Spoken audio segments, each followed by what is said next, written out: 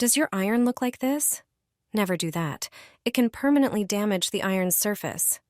Instead, let me show you a simple home method that will make your iron look like new.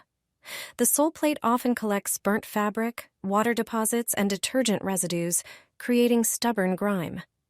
Just apply some toothpaste to the burnt surface, preferably whitening toothpaste, which acts as a gentle cleaner.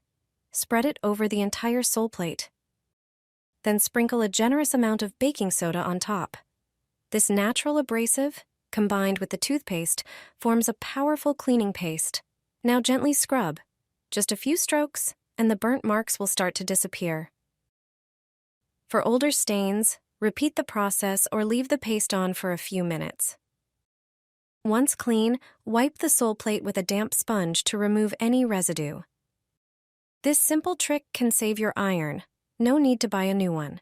And you'll save quite a bit of money too.